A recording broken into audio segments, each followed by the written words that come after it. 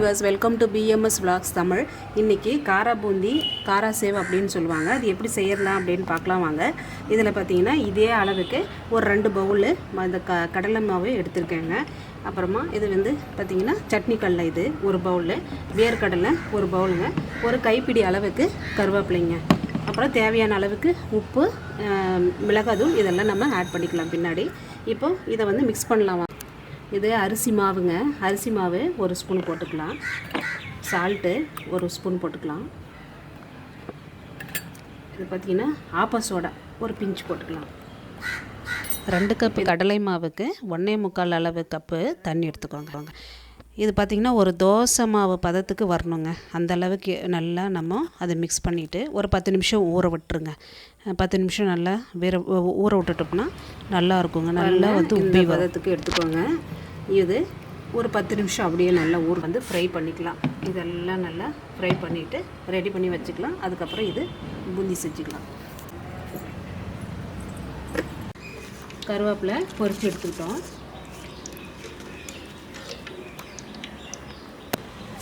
அப்புறம் அந்த வறுக்கடலைன்னு சொல்லக்கூடிய சட்னி கல்லையும் போட்டு நல்லா ஃப்ரை பண்ணி எடுத்துக்கலாங்க.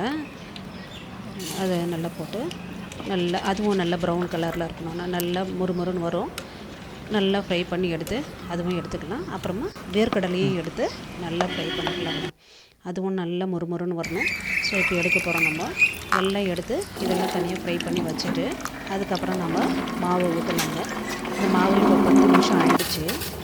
நல்லாயிருக்கும். இப்போ நல்லா உப்பி வரும். இப்போ போடும்போது பார்த்திங்கன்னா மாவு நல்லா உப்பி வரும். மாவு நம்ம இப்போ ஊற்றலாங்க.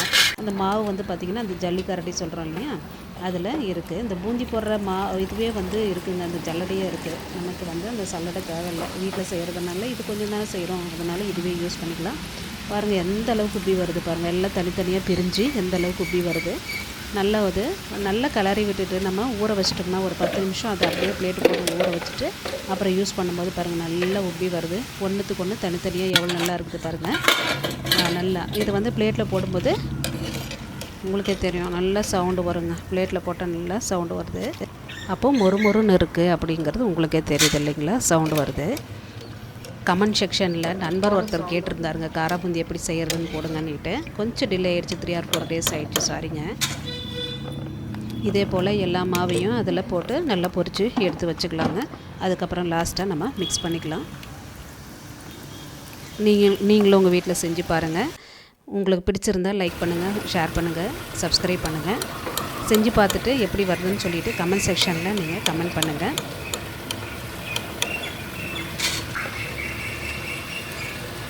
உங்கள் ஃப்ரெண்ட்ஸுக்கும் சொல்லுங்கள் மறக்காமல். அதே மாதிரி சப்ஸ்கிரைப் பண்ணுங்கள். பக்கத்தில் இருக்கிற பெல் பட்டனையும் கிளிக் பண்ணுங்கள். உங்களுக்கு பிடிச்சிருக்குன்னு நினைக்கிறேன். பாருங்கள் எவ்வளோ நல்லா இருக்குது. இந்த பவுலில் பார்க்கும்போது எவ்வளோ நல்லா இருக்குது இல்லைங்களா, டேஸ்ட்டாகவும் இருக்குங்க. பல்பூண்டும் ஒரு 10 தட்டி எண்ணெயில் போட்டு பொரித்து வச்சுருங்க. இந்த மிக்சியில் பார்த்து நமக்கு உப்பு கொஞ்சம் ஆட் பண்ணுறோங்க. தனித்தனியாக ஆட் பண்ணிக்கலாம். மிளகாய்த்தூள் ஒரு ஸ்பூன் அளவுக்கு எடுத்துகிட்டு கையிலேயே எல்லாத்துக்கும் இந்த மாதிரி தூவி விட்டுருங்க.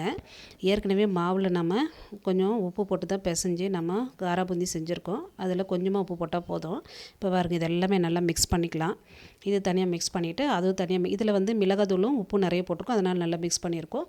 இதில் மிளகாய்த்தூள் கொஞ்சம் ஜாஸ்தி போட்டிருக்கோம், உப்பு கம்மியாக போட்டிருக்கோம். ஸோ எல்லாமே மிக்ஸ் பண்ணி இது ஒன்றாவே வந்து நம்ம இப்போ கலந்துடலாங்க. அதில் ஒன்றாவே கலந்துட்டு எல்லாம் கலரி ஒரு பவுலில் மாற்றி வச்சிடலாங்க. நல்லா இது மிக்ஸ் பண்ணுங்கள். நம்ம ஏற்கனவே வேர்க்கடலை, சட்னி கடலை, கருவேப்பிலை இதிலெல்லாம் உப்பும் இதுவும் தனியாக போட்டு மிக்ஸ் பண்ணியிருக்கோம். இப்போ இதில் நல்லா கலந்து விடுங்க. பெரட்டி நல்லா கலந்து விடுங்க. இது ஒரு பவுலில் மாற்றிடலாம். நல்லா கலந்து விட்டுட்டு ஒரு பவுலில் மாற்றிக்கலாங்க. உங்களுக்கு வேறு என்ன ரெசிபி எல்லாம் வேணும்னு சொல்லிவிட்டு கமெண்ட் செக்ஷனில் கமெண்ட் பண்ணுங்கள். நான் உங்களுக்கு வீடியோ போடுறேங்க. தேங்க்ஸ் ஃபார் வாட்சிங்.